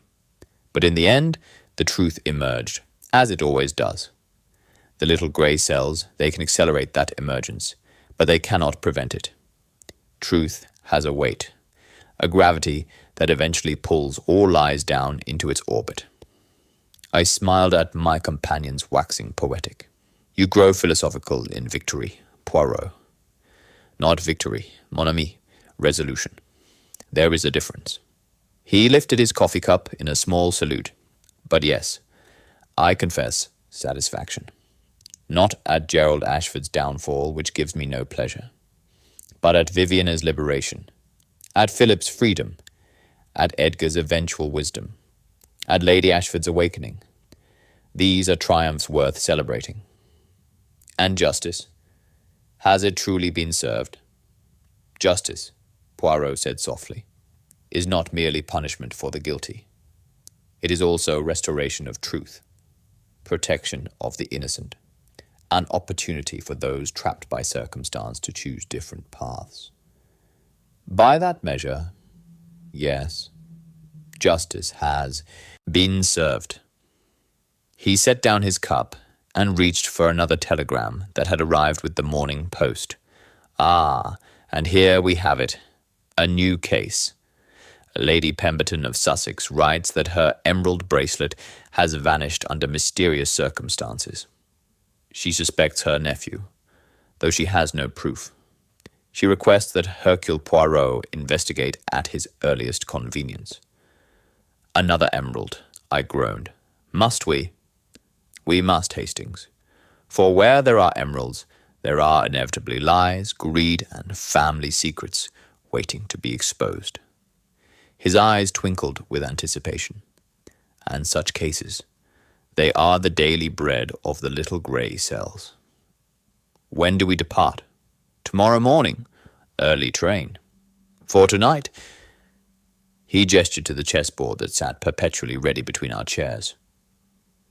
Tonight we engage in simpler mysteries, the movement of pawns and bishops, the strategy of knights and rooks. Shall we? I settled across from him, grateful for this interlude of peaceful competition. Outside our window, London continued its ceaseless motion. Secrets accumulating, lies taking root, truths waiting to be discovered. But for this moment, in this room, there was only the quiet click of chess pieces and the comfortable silence of friendship. Poirot moved his knight with characteristic precision. You know, Hastings, this case, it reminded me of something essential. That the most valuable treasures cannot be locked in safes or pledged as collateral. Love, integrity, freedom, these have no monetary value, yet they are priceless. Gerald Ashford learned this too late. His children learned it just in time. And we? I moved my pawn. What have we learned? That truth, however painful its revelation, is always preferable to comfortable deception. That emeralds shine brightly, but offer no warmth. That families built on lies will eventually crumble, while those built on honesty, however poor, however scandalous, stand firm. He captured my pawn with a flourish, and that Hercule Poirot's little grey cells remain unmatched in their ability to illuminate the darkness. Modest, as always, I said, dryly. Not modest, mon ami, merely accurate. His smile was pure mischief. Check. I studied the board, recognizing his inevitable victory, and laughed. You're insufferable, Poirot. Yes, he agreed happily, but I am also correct, and in the end is that not what matters most. As evening shadows lengthened across our sitting room, we played on, two friends, one brilliant detective and his faithful chronicler, preparing for tomorrow's mysteries while savouring the satisfaction of today's resolved. Outside, London glittered with 1,000 concealed truths. Inside, there was only the warmth of companionship and the quiet certainty that justice, however delayed, would always find its way home. The Emerald scandal had been solved. The Ashford family's secrets had been exposed, and Hercule Poirot's reputation for uncovering truth, no matter how deeply buried beneath deception, remained unsullied. Checkmate, Poirot announced softly. Indeed,